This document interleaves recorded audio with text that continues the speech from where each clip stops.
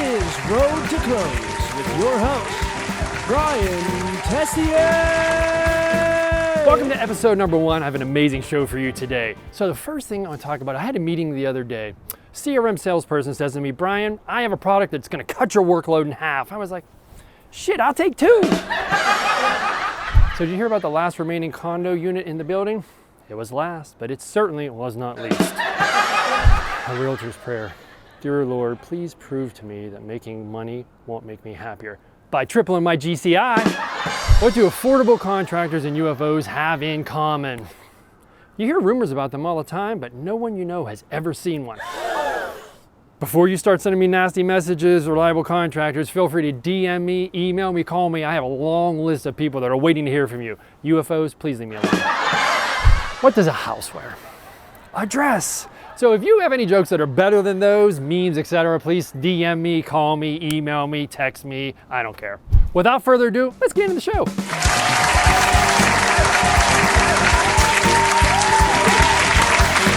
We have a great show for you today, and I have 2 amazing guests, Anna DeFrank, Dana DiMarino. Come on out. Hello. So tell me a little about who you are and where you're licensed. So my name's Anna DeFrank. I'm a real estate broker in Pennsylvania. I'm licensed also in Florida and California. I do investing myself, property flipping. I'm involved on all sides. Awesome. Boss lady. Dana? I am Dana DiMarino. I am a licensed realtor here in Pennsylvania as well. I'm also licensed in California, soon to be Florida. And Wisconsin, Mexico, yeah. Alabama. Right, yeah. That would be awesome. I also own 3 Decalash studio franchises in Ohio, and that's about it. As if that's not enough. I mean, clearly we have 2 boss ladies on set, which I'm excited about. So the topic for today we're going to talk about is the cooling market. We're all seeing it. I'm getting emails from my colleagues in Pittsburgh. I'm seeing on Facebook new price adjusted, etc. Tell me what you are seeing in your markets. So when you say a market cooling, do you think it's more just stabilizing than cooling? That's a fantastic piece of terminology. I just learned something today. I think I should be telling my buyers and sellers stabilizing because, you know, in Pittsburgh it was, it's always okay. And then it got hot. And then it got ultra hot.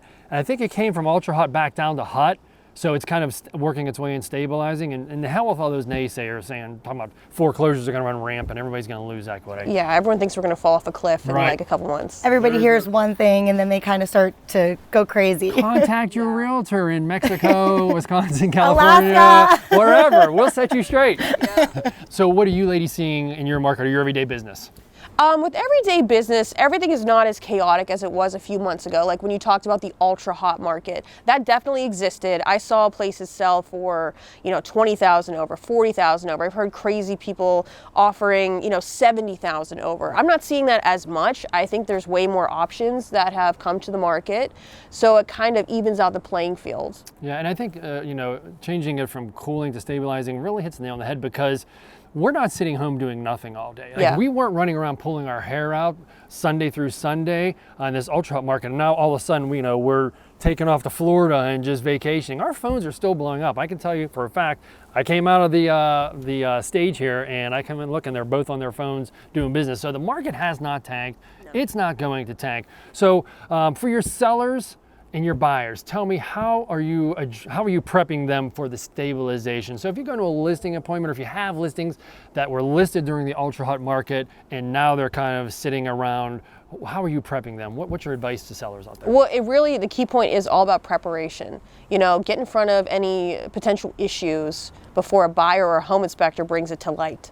Because buyers, they, depending on what side I'm representing, tend to be pretty dramatic. Sure. And everything is a huge deal when in reality it's really not. Right. So if the sellers know of something, that's when I come over, I consult. Okay, paint this.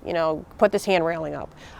Fix this. Anna, should I put a roof on my garage? Yes. Like things like that. It's staging, preparation, photos. All of it influences the exposure and how people are going to be attracted to your home. I couldn't agree more. Whenever I would go into listing appointments during the ultra hot, they would ask me, what do I need to do? And I would just tell them, listen, before it got on fire, I would have a honey-do list for you, at least 5 to 10 things.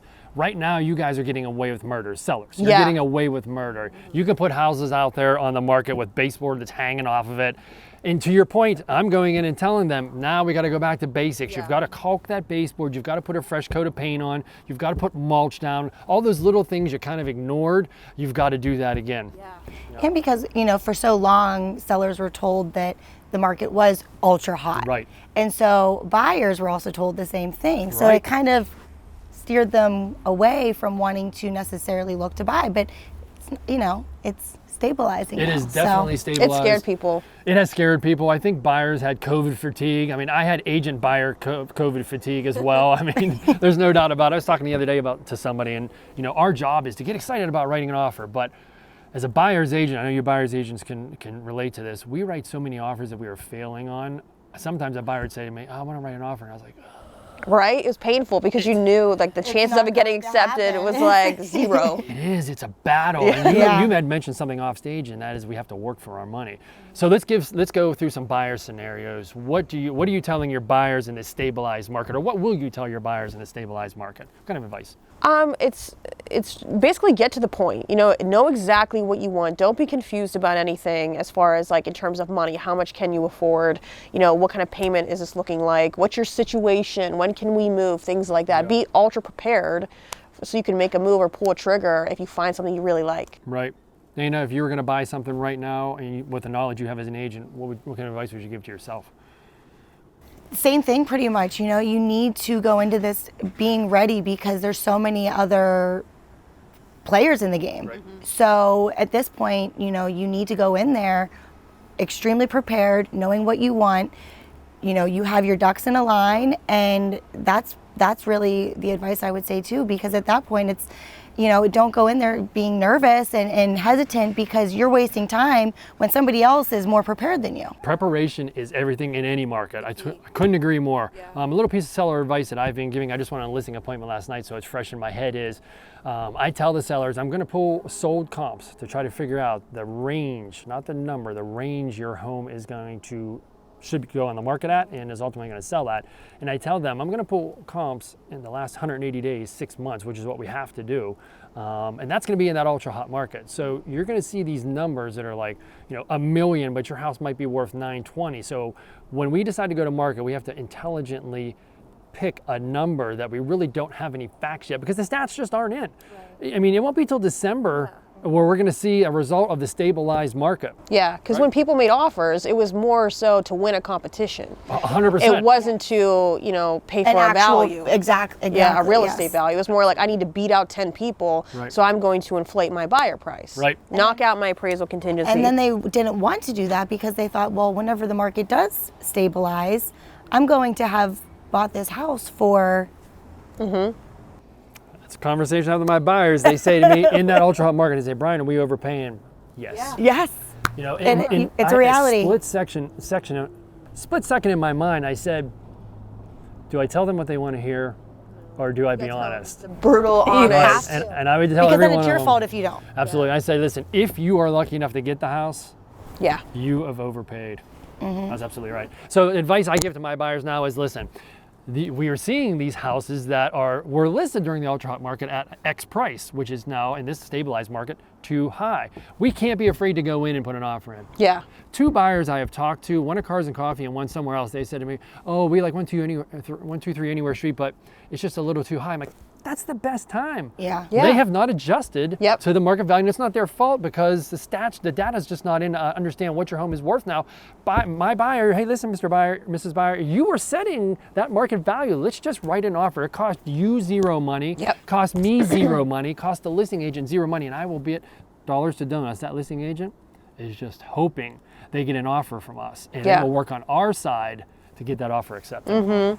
Cool, awesome stuff. Buyers and sellers, hopefully you got some good value out of that. Next up, we have an awesome game for you ladies. It's called Would You Rather. I'm gonna give you 2 real estate scenarios, and you're gonna have to pick which one you would choose from. Okay, you ready? Yes. First scenario, would you rather get up really hungover and really early to show a luxury property on a Saturday morning, or would you rather be prepped up, prim, proper, ready to go Saturday night? You meet your girlfriends, boyfriends, whoever, 8 p.m. That call comes in from that buyer that you've been showing houses to for a year and says, the one house I want has just come on the market. I know it's an hour away and it's Friday night at 8 p.m., Which would you rather? Well, Easy. I've experienced with both. So you drink a lot. I used to. No, on Friday, 8 p.m. Let me get that out of the way. By the time I meet up with everybody anyway, like they'll be, warmed up and good to go. So how do you consult your friends? How do you say to them? We're like, hey, they understand. If you're my friend, then you understand that I work 24/7. Right, true. So I'm like, hey, I have to go do this really quick, and they're already hung up. They're like, fine, Go we'll ahead. see you later. Hopefully your friends are realtors that you're going to meet. They're probably not there either. Hello. We're all late. Dana, what would you rather? Easy for me. Saturday hungover. What? I work well under pressure, and I can get up and I can go. But whenever I come home, I will crash for the rest of the day. So let me ask you this. Saturday night. How many alarms would you set Saturday morning? Oh, God. If you saw my phone right now, She sets like 19 alarms just for a normal day. just a normal day. Last question on this point is, if they want to write offers Friday night, Saturday morning, as I said in the monologue, do you roll your eyes and you're like, oh my God, I got to write an offer? Do you find an excuse to write it tomorrow I or put it later? on the I would bar. do it then. I do it in. do I it bring on the my bar? laptop. I would do it You then. do it right on the spot. Yeah. Love it. Because it'll give me anxiety if I don't. I feel guilty. Right. How do you Yeah. enjoy your night or your Yeah. hangover if you know you have an offer looming? Exactly. Honestly, this sounds crazy, but I'm at the point in my life where I'd rather do that than go out anyways. Oh, that's awesome. We call that maturity. We've all been there. It happens I mean, I'm sooner or like later. teetering on.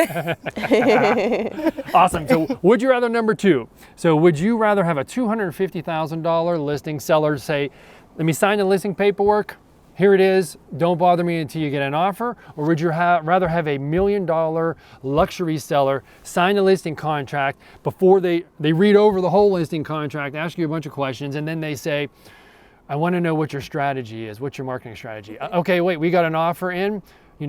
Before I see the offer, tell me about it verbally so I don't have to look at it, and tell me how you're going to negotiate that. And the showing's at 8:01, the first, 8 o'clock, they're blowing you up at 8:01, asking you what the feedback was. So would you rather $250,000 one, a small one, not bothering you, or $1 million one, $1 million. all over $1 million you? all day. We'll How work would you for our handle that? money. How would you handle it? That's a great point. We'll work for our money. People say we get paid too much. We are ready to work for our money. We will work for I our was money. going to go the That's the part $250,000 of one the until she job. said that. Now I want to work for my money. I'm switching my choice. Yeah, $1 million one. I mean, I do it now for things that are listed for like 60 grand. So So tell me, how do you handle a client that is interwoven into the whole process? I might just pacify them. You know, it's like it's kind of like a therapy session for them. Obviously, they have some sort of anxiety, so we're gonna have to talk about this, talk it through, and then I kind of just am at their mercy until they feel better. Yeah. Yeah. Same thing. You kind of have to understand why they are the way that they are, and then just kind of adjust accordingly, understand the position they're in. And I mean, ultimately, that's your job. That's what you're there for. And so you kind of just have to take the punches sometimes and, and go with it. And it's why you're getting paid. I kind of like show no emotion. I'm just like, That's great. Our job description has no job description. right, yeah. We're counselors. I mean, the way I handle it is I do exactly what you're saying. I appease them. I try to make them comfortable, and then I take it out on my parents. I do. My parents. We take it out on the people closest to That's right. I us. call them I like, do. can you believe this? Yeah, like he's crazy. All right, next, would you rather? Would you rather have a deal, and we all were going through this, under appraise? Would you rather have that buyer that took you out on a Friday night to put that offer in, finance furniture the week before closing and destroy the deal? I would rather have it under appraise because, I mean, the deal's going to be kind of squashed anyway, either scenario. Okay. But at least if it under appraises, if someone's really desperate and motivated, still- you can compromise like the margin on what. 'cause You we have don't some know- negotiation still. Yeah, we don't know how far under appraised it went. Right. So. Dana, same way, under appraise? I agree, under appraise. We've gotten deals together before that under appraise. Sometimes the seller comes down in list price, sometimes the buyer brings some money, sometimes both happen. But when they finance, we're it's handcuffed. done. If they Yeah. finance something before, we're They just just dead in the killed it. water. Yeah, unless they have cash. Yeah. So, another would you rather? Would you rather show vacant houses in 90-degree heat, dressed, made up, etc., with no air conditioning? You know, you're showing 10 houses. You don't know what it is until you get there. Or would you rather show it in 20-degree weather with ice and snow leading up to the house? Again, we're dressed to the nines, hot or cold? Hot. Why? I'm a hot person. Okay. Lived in California for 7 years. I run away from cold weather. I love it. This is hard It is because I've done both. And I think being sweaty and showing houses is way more uncomfortable I than agree. if I could just wear gloves Right. in the foreclosure houses. Right. I think cold. I'm gonna go with cold. I would go with cold too, because there's nothing more disgusting than a sweaty man. You know, your deodorant burns off after an hour. So if you think it's lasting for 10 showings, that ain't happening. I mean, full disclosure, when I go out showing $20,000 houses, I take a Kleenex in my pocket because I mean my nose is running. And I try to point out. I'm like, look over there. Well, that's where the masks come in. You just That's wear true. them. Yeah. There was a blessing for the mask. That's for sure. There was that little silver lining. Keeps you warm and like no one can see you. You have to brush your teeth. You don't have to do anything. Yeah, you're just there. I don't know about that. Oh, okay. Sunglasses, mask. All right, last one. This is my favorite one. Would you rather showing 10 houses, your buyer makes a number 2 in the house? You're okay with that. You're a flipper, right? You know what to do. You go to the toilet, you turn the water on. They tell you, they come out and tell you, oh my God, I had to go to the bathroom, I was sick, I want number 2 in the toilet. No worries, our job description doesn't have a description. You go and turn the water on next to the toilet. Nothing. Oh. I'm a flipper, I know what to do. You go down to the main water and out of the basement. You're nervous. You turn it on.